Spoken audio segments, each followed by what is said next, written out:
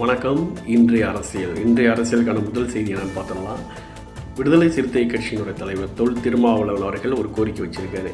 என்ன அப்படின்னா, சட்டசபைக்கு அதிருப்தி எம்எல்ஏக்கள், அதிமுகவோட அதிருப்தி எம்எல்ஏக்கள் யாரும் சட்டசபைக்கு வரக்கூடாது அப்படிங்கிற கோரிக்கை வச்சிருக்காரு. அது மட்டும் இல்லை, அவர்கள் தங்களுடைய பதவிகளை ராஜினாமா செய்துவிட்டு மீண்டும் தேர்தலில் போட்டியிட்டு வெற்றி பெற்ற பிறகு அவர்கள் சட்டசபைக்கு வரலாம் அப்படிங்கிற கோரிக்கை வச்சிருக்காரு.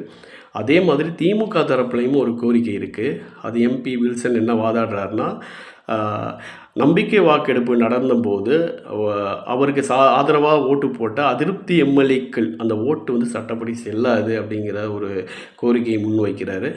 அது அடுத்த கட்டத்துக்கு எப்படி மூவ் ஆகும் அப்படிங்கிறத நம்ம பொறுத்திருந்து தான் பார்க்கணும்.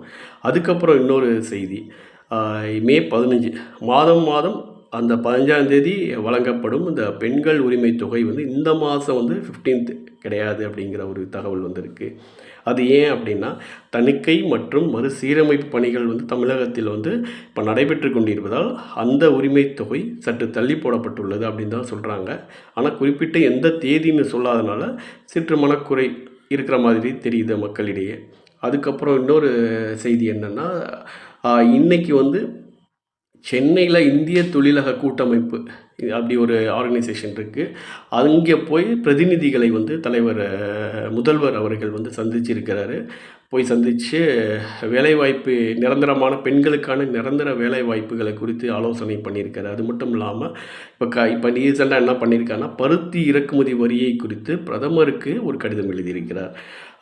பெண்கள் ஜவுளித்துறை சார்ந்த லட்சக்கணக்கான பெண்களுடைய வேலை வாய்ப்பை நிரந்தரமாக இருப்பதற்கு இந்த பருத்தி வரி குறைப்பு மிகவும் பயனுள்ளதாக இருக்கும் என்று எதிர்பார்ப்பதாக ஒரு கடிதம் முதல்வர் பிரதமருக்கு எழுதியிருக்கிறார்.